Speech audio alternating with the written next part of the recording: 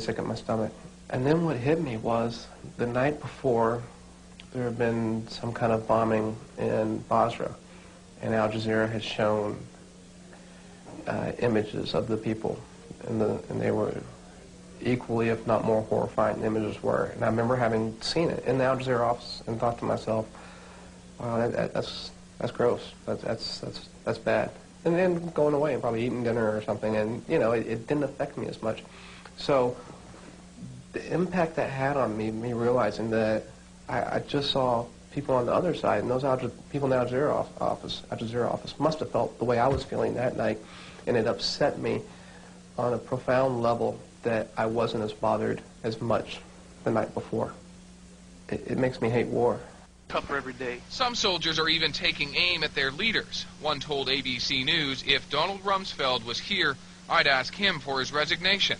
Another suggested the deck of playing cards displaying wanted Iraqi commanders should be revised. The aces in my deck, he said, include Donald Rumsfeld and George Bush.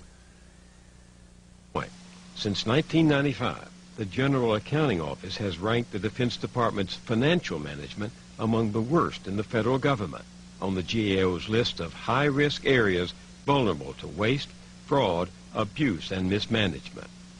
What's more, in fiscal year 2000, the Defense Department's own Inspector General found the Pentagon could not account for more than $1 trillion, trillion with a T. Private First Class Lindy England may never have figured these images would beam into the homes of millions of horrified people.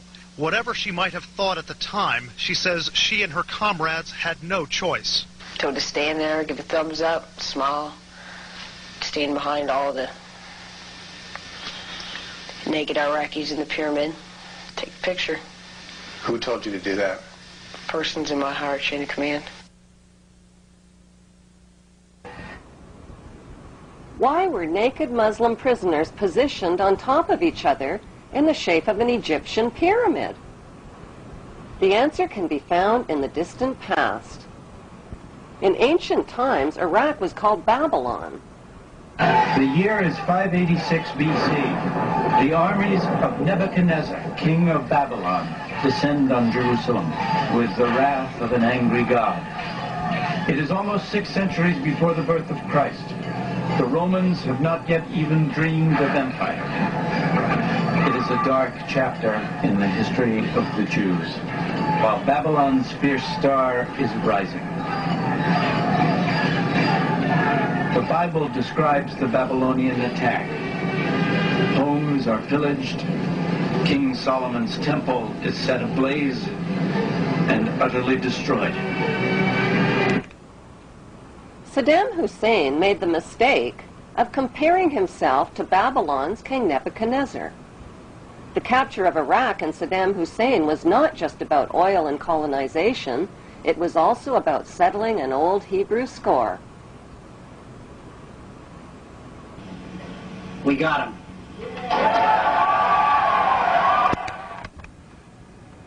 On December 13th, the producers of 911 released a new reality TV show called We Got 'Em.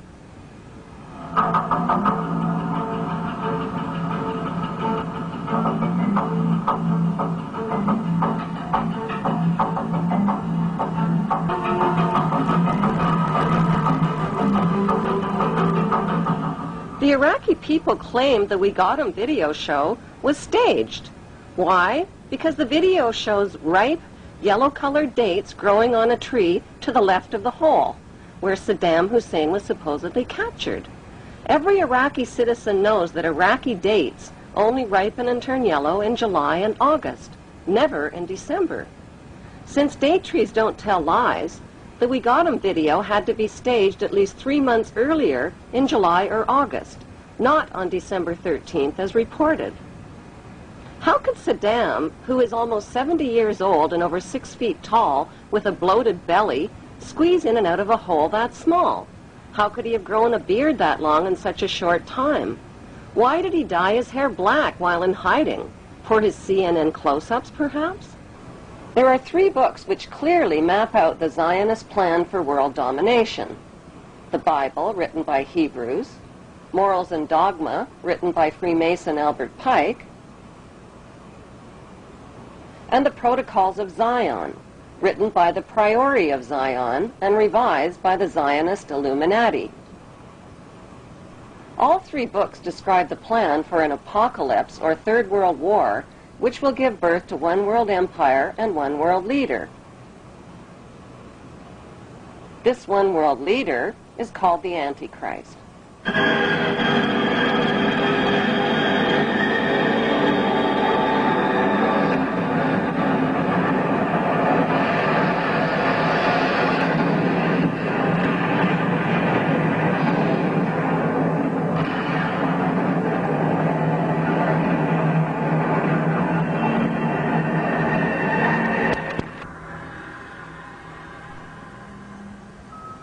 The Bible is like a screenplay for a reality disaster movie, but with a fairy tale ending.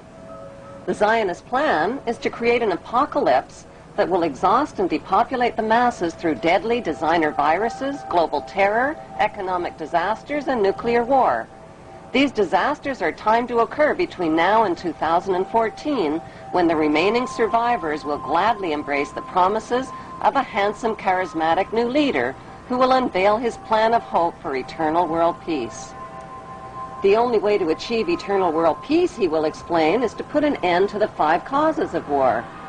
Secretly, he knows there is only one main cause of wars: the wars caused by his royal ancestors who planned, provoked, financed, and profited from them. He will sell his peace plan by telling the world that border wars will only end by creating a world without borders. Religious wars will only end by creating one world religion of interfaiths. Economic wars will only end by creating a cashless, debt-free society. Rivalry wars between rulers will only end by creating one world ruler. The tools used for war, from handguns to nuclear bombs, will be eliminated, and one world army will be created, which will guarantee world peace. How will this eternal peace plan be accomplished? Through the United Nations, which is the brainchild of the Committee of 300 Ruling Families. The UN is their vehicle for world government and is located on 18 acres of prime Manhattan land donated by the most visible of the ruling families, the Rockefellers. The UN is a closed organization with no public records or open meetings. U.S. taxpayers have already invested $2 trillion in this world authority. Although most of the people working for the UN are genuinely working for peace, the UN is a godless organization controlled by the Committee of 300. These inbred ruling families pretend to have royal blue blood, but their blood is no more blue or royal than Hannibal Lecter's blood. Some speculate that these families of evildoers are demons or aliens or evil shape-shifting reptilians, but there is a more scientific explanation for their madness. For thousands of years, these families have practiced inbreeding between sisters and brothers, uncles and nieces, mothers and sons, to keep the power and wealth all in the family. This practice of inbreeding over thousands of years has produced a clever but pathological breed of conscienceless, sociopathic families who will stop at nothing to own every ounce of gold, every drop of water, and every blade of grass on planet Earth. The United Nations, which they founded and control, has clearly stated its goals of establishing a new world order, a UN standing army, and a global taxation system. The Queen's husband, Prince Philip, and Evelyn Rothschild have already established an interfaith declaration for the creation of one world religion.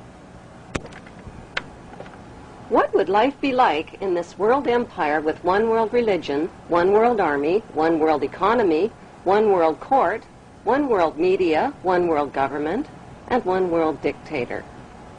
What the public doesn't know is that Karl Marx's Communist Manifesto and the Russian Constitution have been built into the UN Charter, and that the New World Order will be a communist world order. Peace on earth will be a forced peace in which citizens will have no rights.